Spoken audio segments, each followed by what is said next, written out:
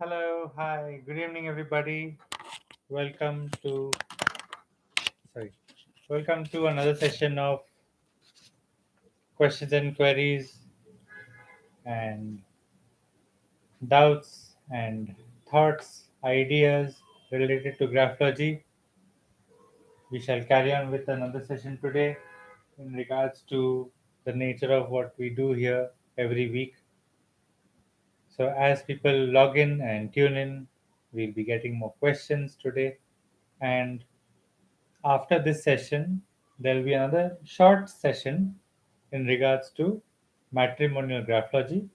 It will be posted as a video later on in the list. You can check it out once this recording is done. So, we'll be here for another 45-50 minutes.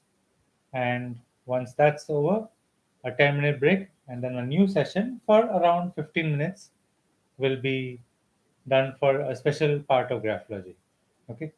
So, on the onset, I hope those who are online can hear me clearly. I hope my voice is as clear as possible for you to hear. If there's any discrepancy in the voice clarity, please let me know. Okay.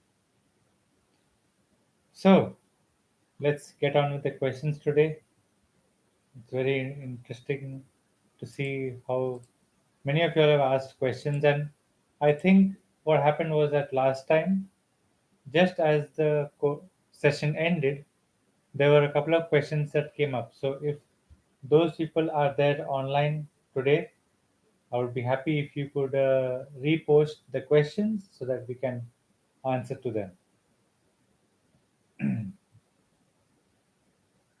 Okay, so here we have a question. What if a person has entangled line spacing, or the spacing between the lines are very smashed and very close to each other to the point where the letters clash?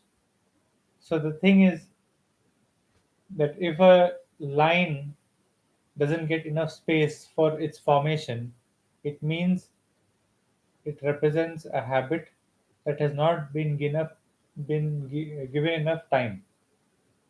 So when we have a habit, it requires a certain amount of time to be performed. You may be good at a habit, but if the time factor reduces to a certain extent, you will not be able to perform as well as you would have liked to. So, in the nature and the scheme of things, the uh, narrow line spacing or the entangled line spacing can cause, or not cause, but can show a very disrupted day. It shows that the person has got a lot of activities to do, but each individual activity, each individual habit is not able to be done as efficiently as possible. They believe more in quantity over quality, to that extent where the quality is so negligible that the quantity is no longer making sense. So whenever you have an entangling of lines, the line spacing is just too near to each other. You have to be careful because these people's days are not going to be very pleasant and happy. It's like if you are on a vacation with this person would like to have multiple sightseeing spots done in one day, and barely he'll look at something and he'll want to go on to the next one without really enjoying and taking in the experience. So it's more like a rushed tourism rather than a relaxed vacation with this person. Okay, so next question. Can reduction of pen flicks improve financial condition? Well, pen flicks mean that your thought has lost energy. Losing energy of your thought leads to losing energy of all the things that happen because of a thought. Now we know all actions ultimately are a product of a thought. So whether you're earning money, whether you're taking care of somebody, whether you're eating medicine, whether you're eating food, you're doing some education, whatever you do, the end result will not be predictable, and this will lead to frustration if you have pen flicks in your writing. The more number of pen flicks that appear in your writing, the more the annoyance and disturbance in your life. Okay, so when you have a pen flick in your writing, just avoid it as much as possible. Write with the same thickness of ink right till the end of the stroke. I'm not telling you to write slow. I'm just saying you write however fast you want, but at the end of the stroke of every letter or every word, just make sure that the ink thickness should remain as it is. Okay.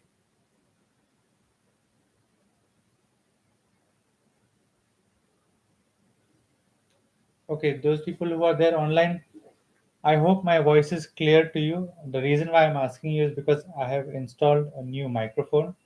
So I hope the voice is as clear as it should be.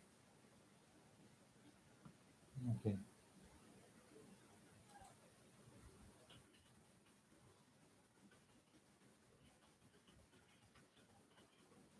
Okay. So now, next thing over here is what if a person has got sharp U letter structures?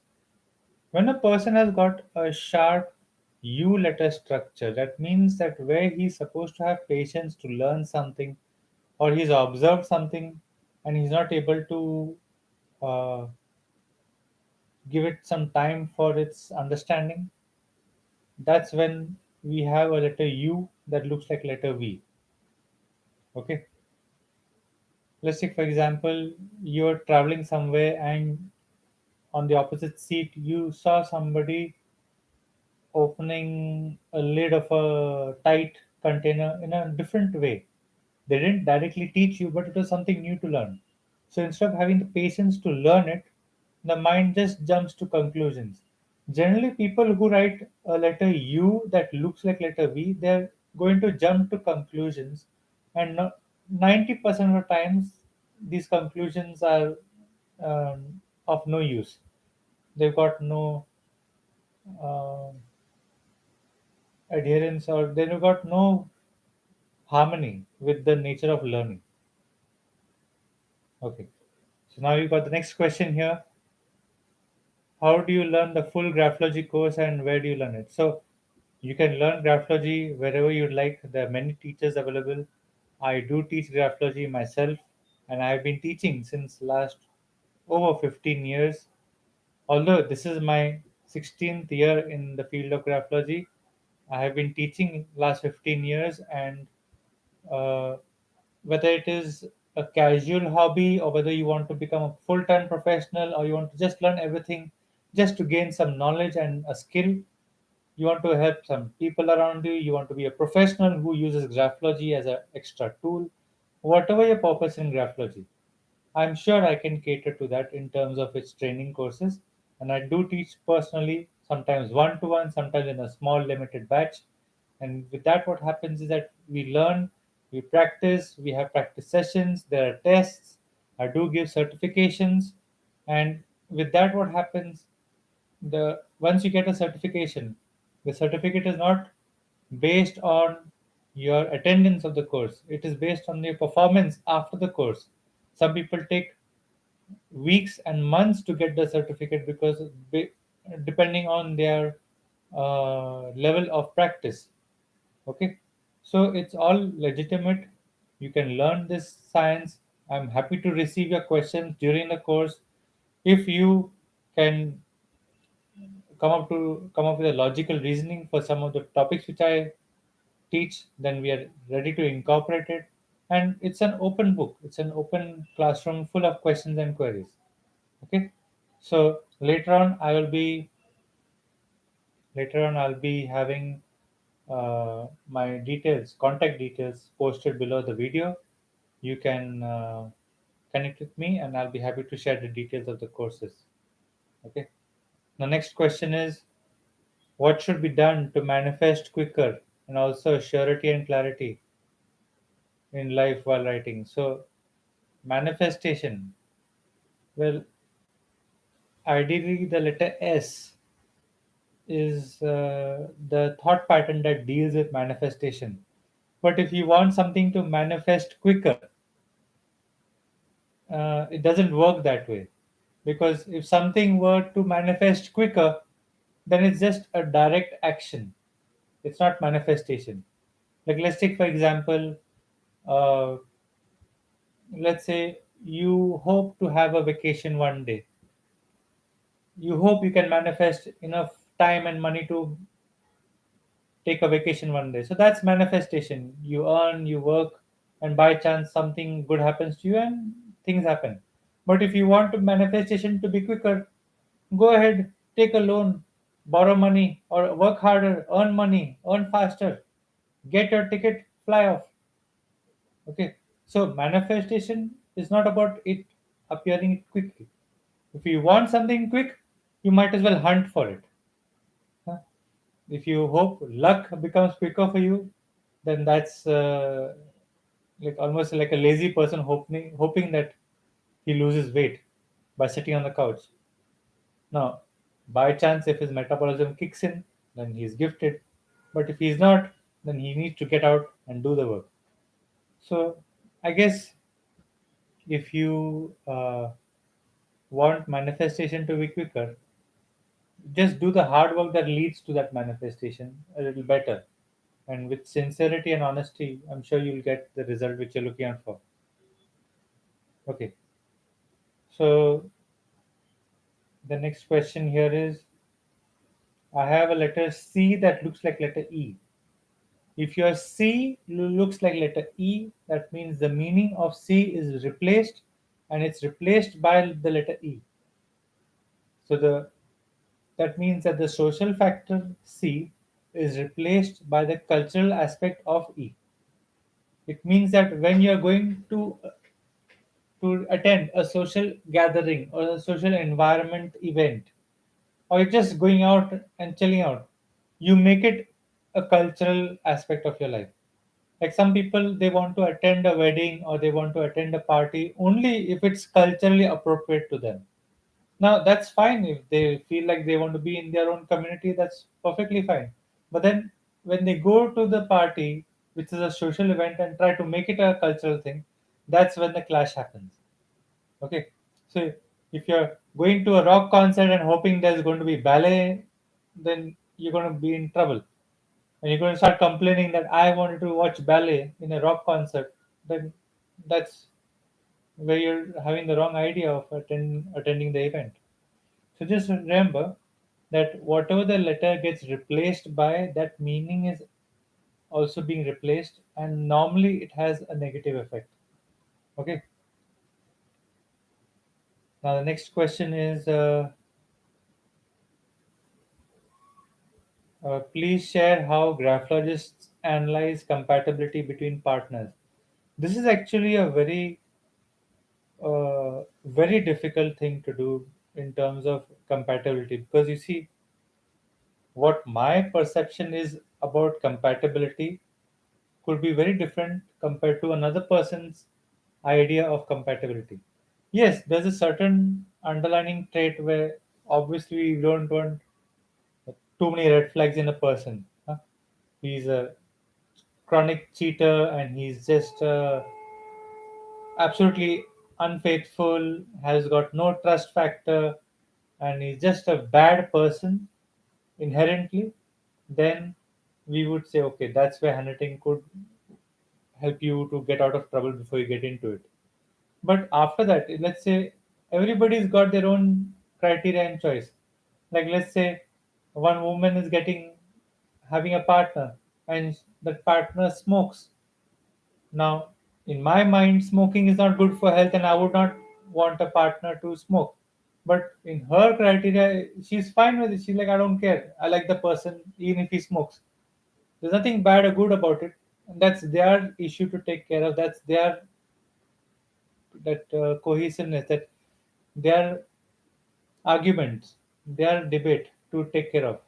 So, as far as compatibility is concerned, it's very difficult. What we normally do in terms of compatibility for partners is that we take both the people's sample, both of us, both the parties are in front of the graphologist, and we discuss the positives and negatives in a casual, very chilled out way. to the partner, so they at least become aware of what's the nature of each person. Now, uh, the thing is that if you find out too many things on about a person through handwriting, and based on the handwriting you build a relationship, sometimes it can become a bit cold and mechanical. Okay, so the thing is that uh, it would be ideal to get compatibility analysis done only as a fun factor, or let's say the woman and man just want to know each other better just as a casual manner, and then they work with that in a positive, life enhancing way, then it can be a very beneficial tool. I've seen sometimes what happens is that we tell some negatives and positives about the person, both the parties agree, and then these points themselves become the basis of arguments later on, and that becomes a bit ugly. So normally between partners we avoid analysis, and if analysis is really required, we keep it casual, we keep it open-minded, and we prepare the people that this is the criteria, and then we analyze. So it's not easy, and the level of responsibility is very high. It could break a family, it could break a relation before it even starts, it could lead to a lot of misunderstandings. And just think of it, if you care for somebody, do you really need the handwriting sample to know them? I mean, once you live with them, once you be around them, their negatives and positives come directly out, and then it's just a matter of how you adjust with that person. Some you sacrifice, some they sacrifice. It's not even sacrifice, it's just how you want to blend with that person. Okay, some things do, some things don't. You respect the person's individuality based on how different things are with you and them, and then you love what is similar with you and them, and both the ways it works like a charm. All right, so that was an interesting question. Thank you very much. Please keep the questions coming in, they're really interesting so far. And we've got another one here. uh, can meditative practices be improved with the help of better handwriting? Well, I do teach something called as meditative graphology, which can be used as a tool to enhance your focusing ability for other meditative aspects also. Normally, what happens is that 99% of the times, all meditation techniques ultimately come down to how you're able to focus on your breathing pattern. And it's the control of your attention and the control of the breathing pattern that takes a lot of energy. Not in terms of the energy spent, but it takes energy to keep focus.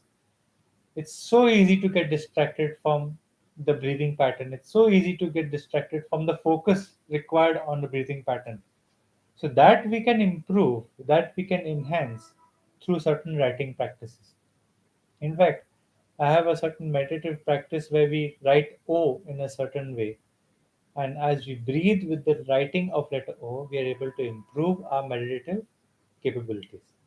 Okay. So when this when a person wants to improve their chances of meditation, please come to me. I'll be happy to teach you meditative graphology. It's just a day or two courses, 1 or 2 days. It takes 1 hour a day, but the techniques which I teach you would be lifelong benefit to all other meditative techniques also. Okay. All right. So next question here: how long should one meditate for? Well, it depends on what technique you use for meditation. Not normally the techniques which I prescribe, you can do meditation whole day. Like right now, while I'm working here, a part of my mind is always in a meditative state. So let's say if I'm in trouble or if I'm extra excited, no matter what my emotion is, there's always a part of my mind which is sustainable. It is quiet. It's like a tiny room that doesn't get affected by all the noise of my brain. So that if you can create for yourself, then meditation becomes a whole day process. You'll be watching a movie, you will be with your friends, you'll be with your family, you'll be riding a bike, you'll be paying attention to everything. You'll be going through the motions, you'll feel sad, you'll feel happy, you'll feel angry. Everything will happen to you. But there'll be a corner in your mind, there'll be one tiny room somewhere in your mind where you know that if things become too dicey, you can escape and regain composure. And that's a very important tool as far as meditative practices are concerned. Okay. The more you meditate, the point is that you're able to control and manage yourself better. All right. So next question is there anything for increasing consistency and perseverance in following routine?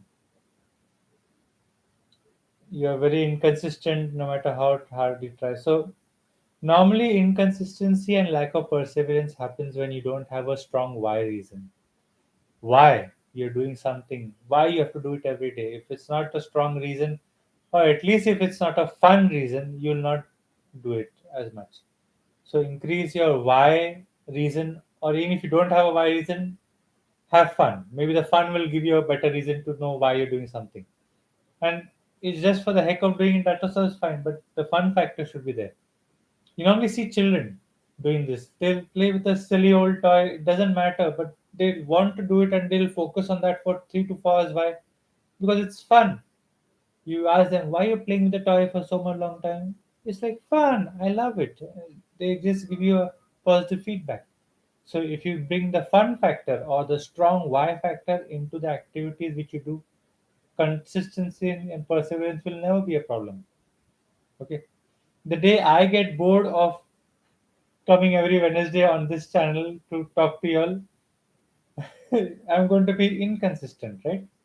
I'm not going to persevere coming on the channel because I have fun. The questions are so interesting. The your responses to my queries and questions are amazing. I get WhatsApp chats, I get emails with such interesting questions. Like it really makes my mind happy. It's like a mental gym right now. It feeds my mind. So this is why I'm here. This is the 15th lecture we've had, 15 weeks of consistency. So if you can get the vibe of what I'm talking right now with this entire YouTube live session, take this vibe and carry it, put it forward into your work and see if it works for you. Okay. So the next question is some people are not using their signature. What does it mean? I've stopped using my surname. Will it affect my life?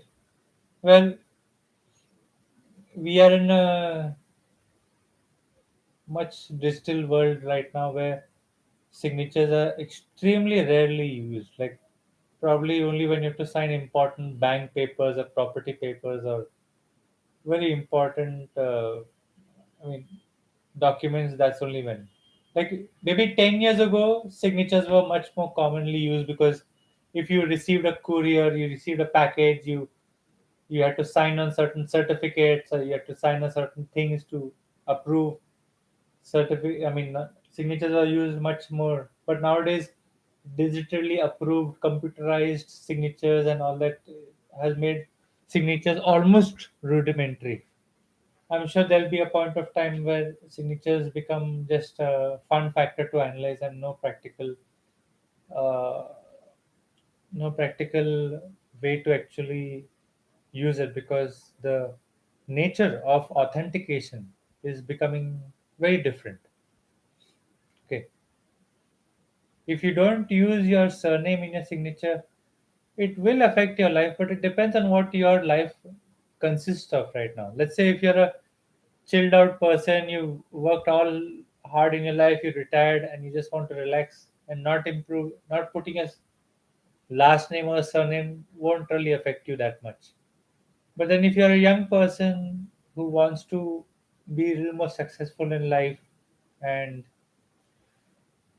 you want to have let's say a stronger foundation, then a surname could be a good tool, could be a good indication of stability. There are many factors of not including and including a surname depending on a person's lifestyle. So that's not easy to explain. unless I know the situation in which the person is. It's it can change from bad to good depending on the situation. Okay, next question is, I'm already a graphologist, but I want to learn non-written graphotherapy techniques. I do teach non-written graphotherapy techniques, but that's only for students who I have trained personally. The reason why is because the techniques which are used as far as graphotherapy is concerned is directly related to the geometric patterns which I teach in my courses. So, if you're not trained by me or you're not trained by a student who I have taught, you'll not be aware of the geometric patterns which are essential to be understood when you give graphotherapy to people. So, maybe the graphology which you've learned is excellent, but if it's not involving geometric patterns, then the technique which I use, even if it's effective, you will not be able to vibe with it correctly. Okay, so I'm sure the graphology you've learned is great. The person who you've learned it from, if they can teach you their line of thought, graphotherapy, then that would be the best beneficial thing. Okay, you can connect with me. Maybe I can give you a test. Maybe I can give you a kind of a exam, and through this exam, I'll come to know how you're calibrated as a graphologist. Then I'll let you know if you're able to join the graphotherapy course directly, or you'll need to do at least a couple of courses before you join into that. Okay. Now, next question: what does a letter R looking like letter U mean? Wow. So I don't know how this would look. So could you send me a picture of your query to my WhatsApp number, which I've posted on the chat box? Just send me an image of the query which you have. I would like to have a look at it and then comment on how it would be. Okay. So next question is, if a signature is not important, how important is it to learn signature analysis or to do analysis as a graphologist now? So signature right now is still in the current phase of life is still very prevalent and can be very useful. It may take at least another 30, 40 years till everything is completely digitized, and at least till that time you can enjoy signature analysis, which is quite a long time. What is signature analysis? It shows that how the person wants to represent their personality, and the analysis of that can make you understand how the person wants to carry themselves in the open environment. Okay. All right. So next question here.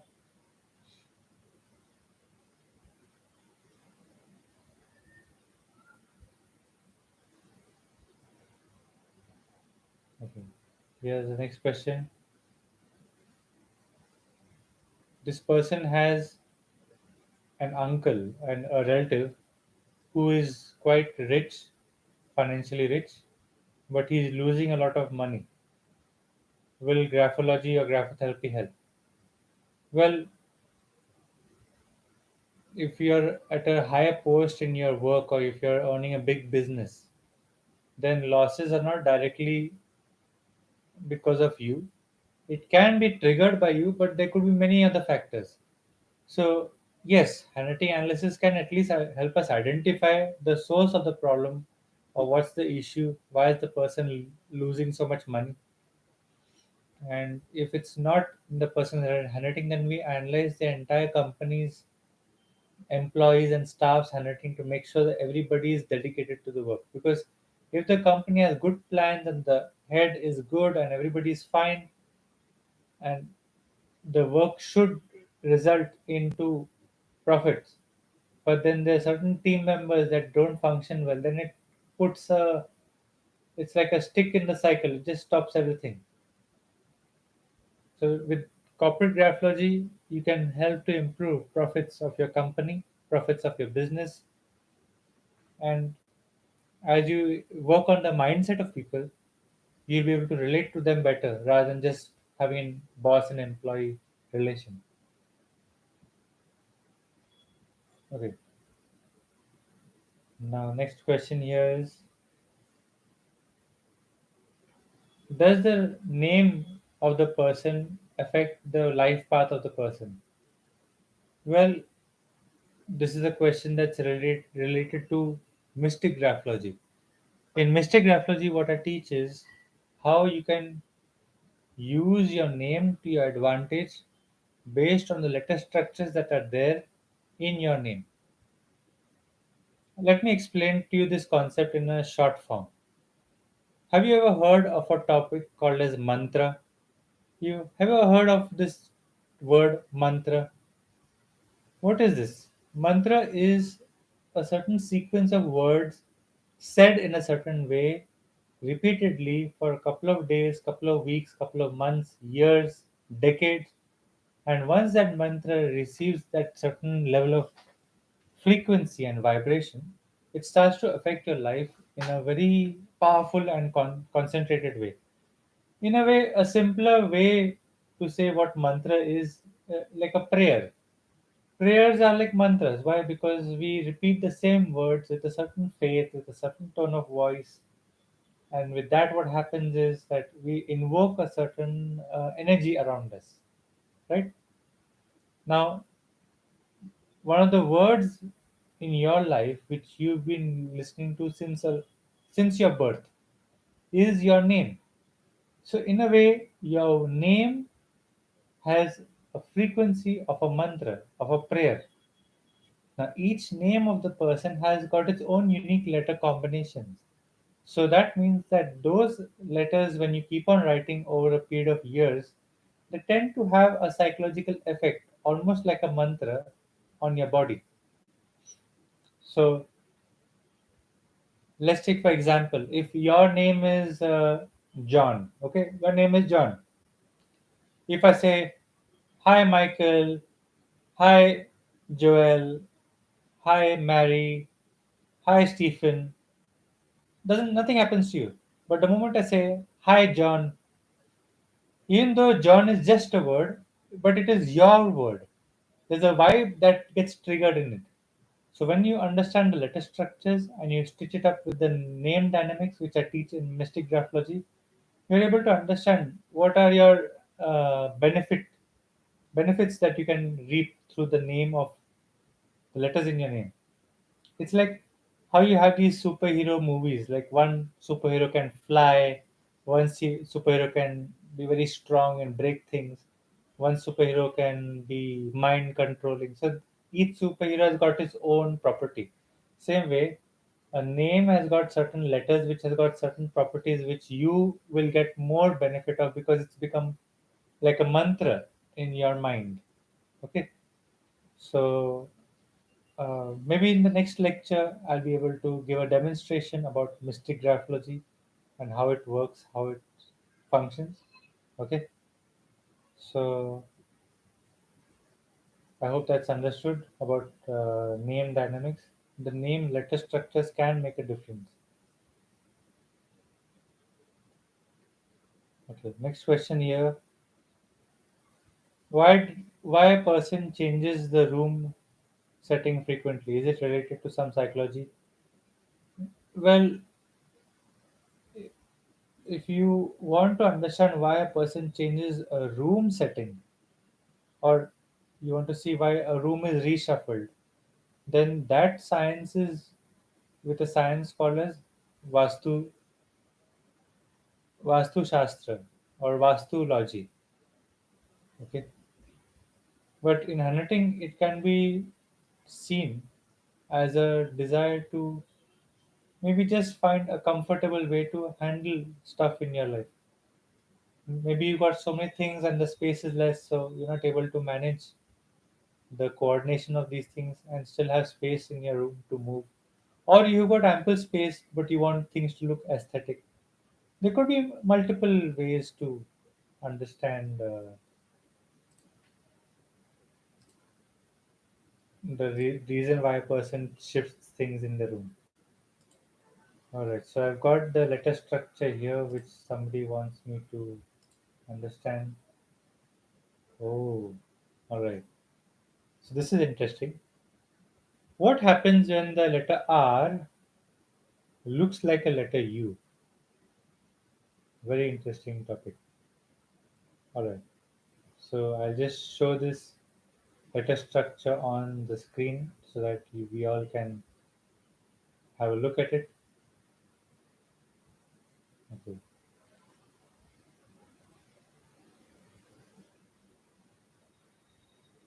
So this is supposed to be a letter R, but it looks like a letter U. So what we have to do first of all, we have to understand that we have to replace the topics or the thought patterns of letter R with letter U. Letter R is about creativity and letter U is about learning from a random source. So this means that when the person should be creative, he is trying to learn from a random source. And since there are double loops on both sides of this structure, it means there's confusion. So please correct me if I'm wrong. I mean, you're there online right now, you can listen to what I'm saying. Please correct me right here and now so that we know we are on the right track.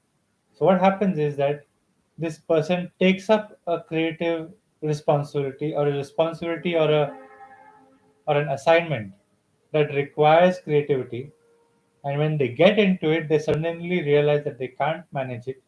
It becomes confusing and then they try to get information so that they can learn about it. So instead of preparing for the creative responsibility, they just jump into it hoping that they would be able to manage it, but then it becomes too much. So these people take up responsibilities related to creativity which they cannot handle, and once they make a mess of things, then they make it an excuse that, oh, I was just learning. I don't know how to do this. I was just learning. So imagine you ask an interior designer to make something creative for your wall, or you're trying to ask them to design a room for you. They've never really done a project before, and they have no clue exactly of how they want to do it. So they're using your assignment as a learning curve for the results. And because it's double loops means double complications, we, the chance of getting favorable results are close to negligible. So if you know this person who's written the sample, if you could confirm it, then that would be beneficial. Okay. You can confirm it right in the chat box. That's fine. If I'm wrong, there's no problem. If it's right, there's no problem. Just let me know whatever the feedback is. Also, with this structure with letter R becoming like letter U, normally what happens is that these people become very talkative about their creativity rather than doing the actual creativity. You know, when a person says they take up a responsibility, but they all talk and no go, no practicality, that's the thing. All right, so you've confirmed the analysis to be true. Thank you very much. So you see what I've done over here. I have never seen a letter R that looks like letter U. But because I know the geometric patterns, I know how the geometries work, it's becoming very easy. It's like mathematics. Geometry is obviously mathematics. If you know how the plus sign works, n number of addition problems you can solve. So here we've understood the letter R. So even if you look at a letter for the first time, and even if nobody has taught you, you can calculate your own perception of the letter structure, and as you've seen here, it turned out to be right. Okay, so that was very interesting. That was fun. If there are more letter structures, complicated as they are, please do send it to me. It's fun for me to analyze. Analysis and answering to your questions is like a mental gym for me. It's very interesting. We've got around, let's say, 5 to 10 minutes more. Then I'll be closing this live session. We'll again join in to another live session where we will be focusing on matrimonial graphology. A couple of days earlier, there was a lot of disturbance in the lecture, so I was not able to set the recording correct. We'll try again today, and hopefully, we should have a smoother experience of the session. All right. So, the next question here I have is in graphotherapy, How is the result visible? That's very good. So, if you want visible results of the graphotherapy, what I normally tell my client to do is you write a list of problems or targets that you want to achieve through graphotherapy. And as we go through the practices every month, you have to check that list and see what you can tick off or cancel off. Okay. If you are consistent with the graphotherapy and we are targeting a certain problem you want to solve, within a month or 3 months, within this time period, you should see visible results. Mentally, emotionally, physically, spiritually, financially, relationship wise, career wise, academics. There's a lot of benefits. Huh? Okay.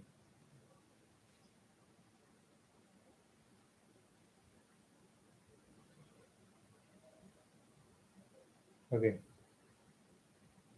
So, any description of a letter structure, please send me a picture of it so I can understand it better and then we can discuss it on the live session.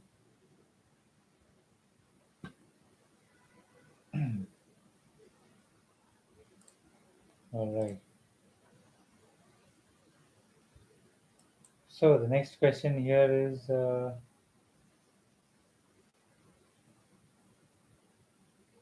does spelling mistake have a graphological meaning? Yes. If you have a spelling mistake, it can be termed as a feminine or a masculine spelling error. There's a video in my YouTube channel that pinpoints that aspect itself. So if you go to graphology and dyslexia, you'll be able to get a very clear explanation of what spelling mistakes mean in a handwriting sample and how it can be avoided or a child's awareness can be improved with the help of correct or better parenting.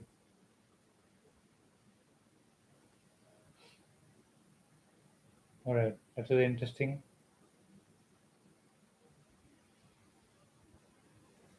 We've got another email over here with another picture. Thank you very much.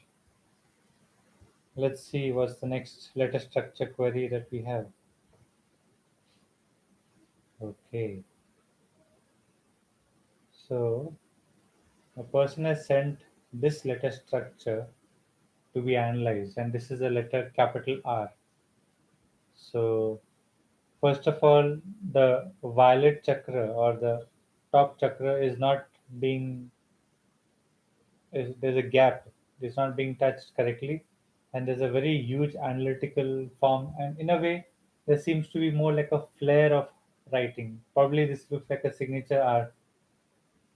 So, what does this R mean? It means that the person, when he's supposed to initiate something that involves thinking and confirming the thoughts with emotions, the person is not able to relate to his thoughts, and his mechanical thought patterns is making the person uh, relate to emotions in a more mechanical way.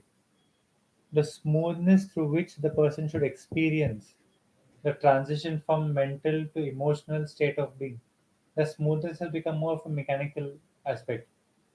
It's like this person goes from talking to a corporate meeting to suddenly talking to a child. You know how the shift has to happen from a mechanically, technically sound person to a lovey dovey teddy bear kind of a conversation, right? So, if that shift is happening too often in the person's writing, where he has to constantly shift between contrasting conversations, contrasting areas of life, that is where this R will come. And normally, what happens is that because of this gap from the violet chakra, these people's thoughts are not very cohesive. So, when they start something new or when they want to initiate something, emotionally, this person is fine, but mentally, the person is not able to be satisfied. Okay. Okay. So, now next question. How to decipher the nature of a person who has multiple handwritings? Wow, this is a really interesting question.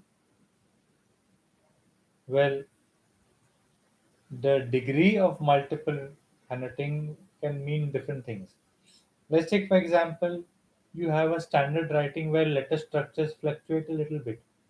This means that the person is adaptable, right? The word spacing is fluctuating, the letter spacing is fluctuating, but it's very gentle and slight. This is a benefit. This is a very good thing. Why? Because it shows that the person is a human being and the nature of their uh, conduct with the world is adaptive. They're adapting to situations. But if you see that the fluctuation in the person's handwriting is so intense that it looks like multiple handwritings in one handwriting sample, then there's instability in the person. Now, what fluctuates? Is it fluctuation in slant, fluctuation in size, fluctuation in letter structure, fluctuation in the margin, baseline? Depending on the topic which is fluctuating, that topic, that aspect of the person's life is unstable. So, multiple handwritings shows some form of instability. If the person changes the handwriting constantly, it shows that that aspect of the instability is playing an important role in their life. I know some people who benefit from instability. So yes, you can have multiple handwritings and it benefits them. But then the overall quality of life becomes like a rat race. So it becomes like a negative pool of always being in trouble, always being in a fearful state, in an angry state, in an unpredictable state, which is not life enhancing. It becomes a life depriving kind of a spiral. Okay.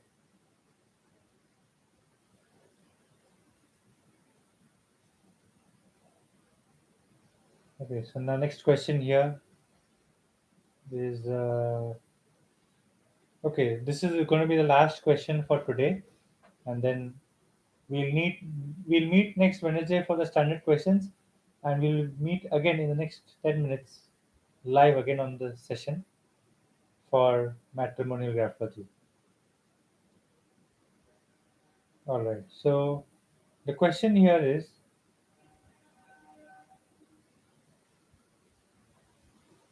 okay, bit of a complicated question, but what if an old person tries to change his handwriting but his hand is shaky? As you grow older, once you hit the age of 65, 70, 75, 80, as you grow older, the the nervous system's fluentness, the exact control of the nervous system tends to become a bit weaker. If you've not done had a good history of physical activity or physical exercise, then the shakiness of the handwriting can improve, can become worse in a way. Then what we do is normally for old people, we don't do graphotherapy with writing, we do graphotherapy with certain activities. Because writing with a hand which constantly shakes leads to no benefit. We were trying to look at a certain letter structure which we want to improve, and each letter structure is going bad not because the person is writing it purposely, just that the hand is not able to control the smoothness. So as far as old people are concerned, or even young people who have jittery hands, they can't write very freely, we give them non-written graphotherapy. All right. Okay, so this has been fun. Thank you very much, and stay tuned for the next session in the next few minutes, and again in the next week. Pile up your questions, pile up your queries, and please be free to ask any question, even if it's not directly related to graphology, but you feel you want to ask it. If I feel it's possible for me to answer the question, then I'll be happy to answer. If not, then I'll say sorry. Okay. So, good evening, good morning, good night, wherever you are. Thank you very much, and catch you in the next session.